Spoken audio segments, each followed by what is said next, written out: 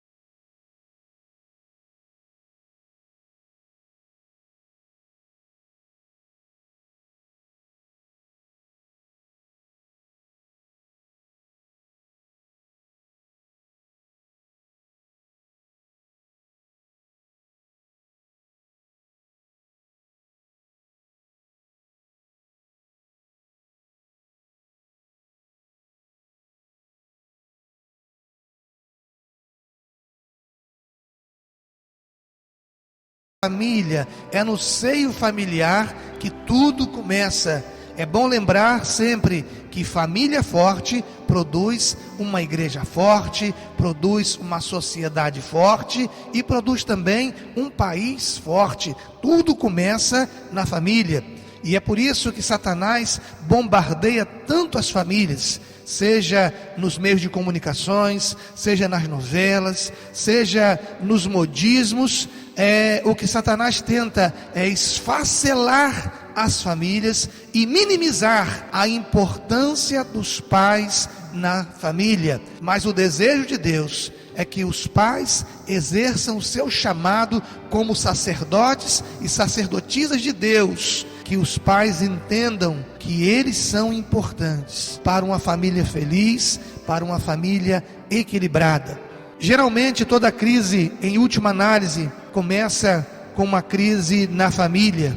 No texto que nós lemos, nós vemos uma família em crise. Jairo tinha uma filha única de 12 anos de idade, que estava enferma, e ele foi ao encontro de Jesus. Apesar de ser um religioso, ele sentiu que faltava algo mais. E é muito interessante a gente observar e saber separar a pessoa religiosa daquela que tem uma experiência pessoal com Deus. Você quer saber quem é religioso e quem não é? Você quer saber quem é religioso e quem realmente teve uma experiência pessoal com Deus. Quando você conversa com um religioso, ele te diz que faz algo ou deixa de fazer porque a sua igreja permite ou sua igreja não permite. Agora, um homem, uma mulher, um jovem que realmente teve uma experiência pessoal com Deus, ele faz algo ou deixa de fazer alguma coisa porque ele sabe que aquilo é agradável ou não aos olhos de Deus. E isso independe de qualquer coisa, independe se a igreja libera ou não,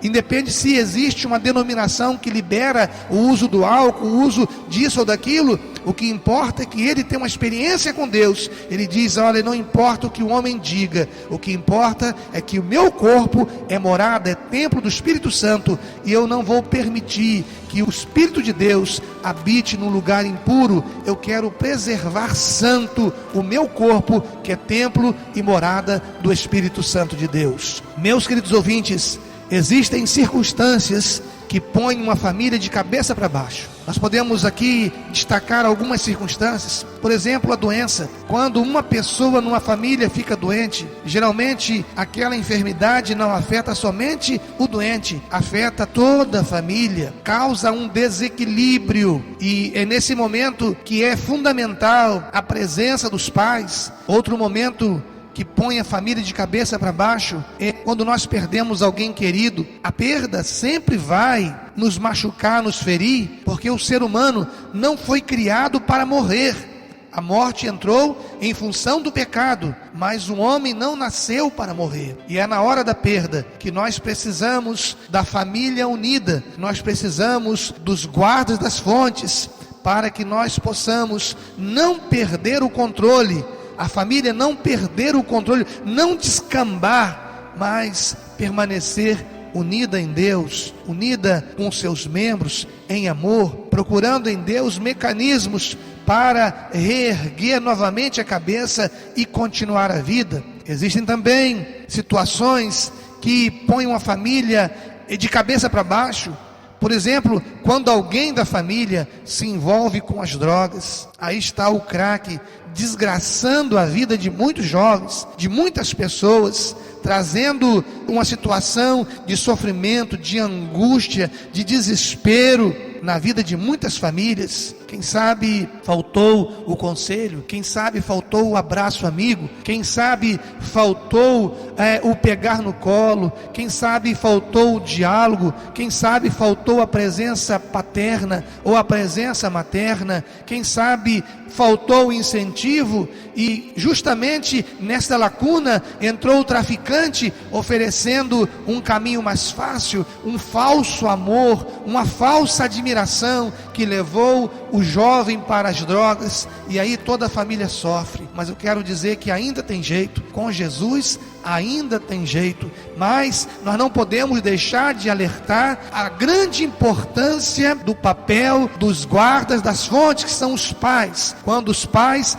fazem a sua parte, com a ajuda de Deus, a possibilidade de um jovem que é amado por seus pais, que vive num lar ajustado, que vive num lar onde tem diálogo, a possibilidade desse jovem se envolver com as drogas é bastante limitado. Então, eu quero desafiar você que nos ouve nesta hora, você que é pai, você que é mãe, você que foi chamado, levantado por Deus para ser guarda das fontes, que você possa cuidar dos seus filhos, dialogar com os teus filhos, ser o melhor amigo dos seus filhos, não deixar que essa vaga seja ocupada por pessoas que não têm caráter, por marginais, por traficantes, porque se você falha nesta postura, o diabo coloca pessoas que vão levar o seu filho às drogas e, por consequência, também à morte. Existem também situações que levam o caos para a família. Por exemplo, o desvio de conduta, o caminho do furto.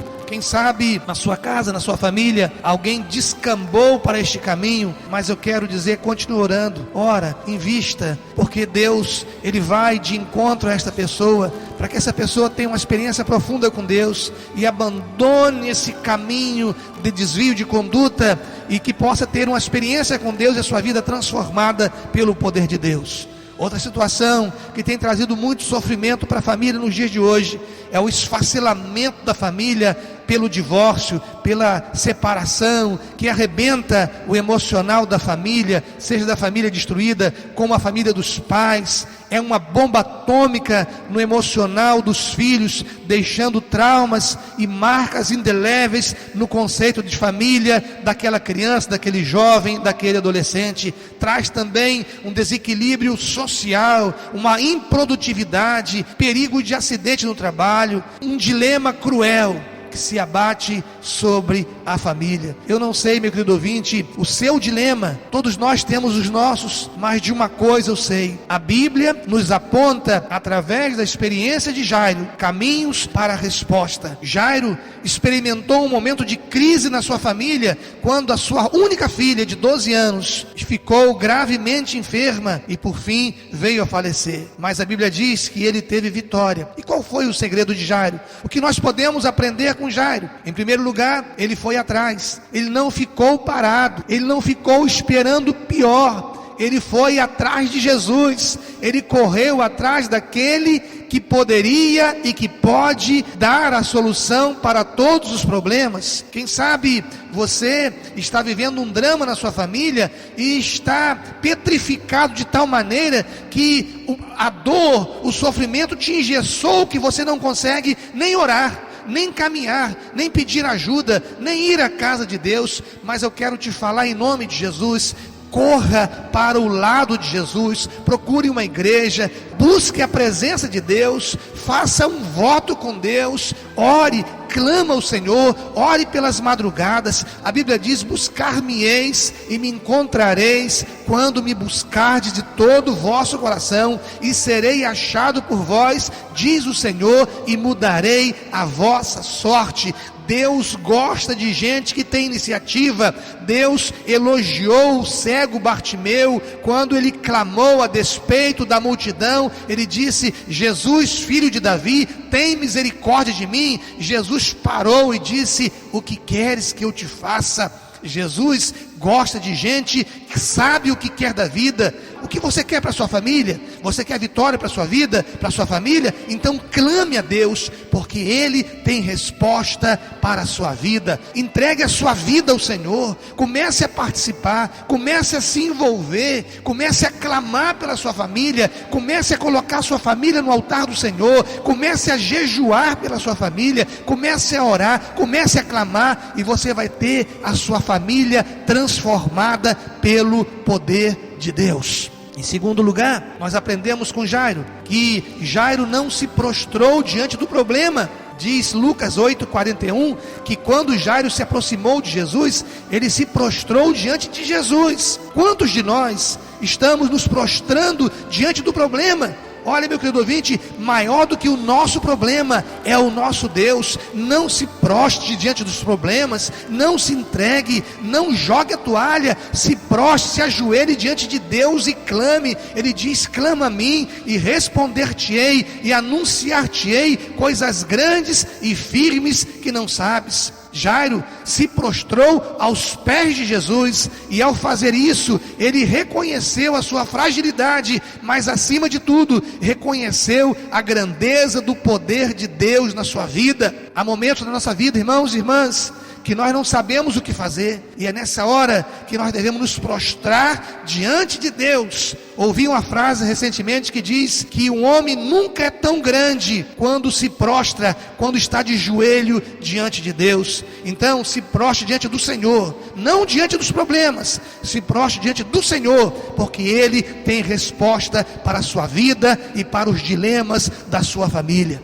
Em terceiro lugar, Jairo esperou o tempo de Deus para ele. O Salmo 40 diz: esperei com paciência pelo Senhor, e Ele se inclinou para mim e me atendeu quando clamei por socorro. Jairo tinha problemas, mas havia no meio do caminho uma mulher que há 12 anos sofria com uma hemorragia, e foi preciso Jesus parar para dar atenção àquela mulher. E Jesus sempre para dar atenção àqueles que clamam, mas Ele nunca se esquece de nós. Às vezes pensamos que somos os únicos com problemas, mas Jesus, ao parar para atender aquela mulher, Ele nos faz aprender que nós temos problemas, mas que existem pessoas que têm problemas muito maiores do que o nosso. Você não é o único a sofrer. Espere o tempo de Deus. Se Deus está em silêncio, como diz a canção, é porque Ele está trabalhando. Não murmure, não reclame, não se aparte de Deus, não entregue os pontos. Espere com paciência pelo Senhor, porque Ele está trabalhando pela tua vida, e a tua vitória vai chegar em nome de Jesus.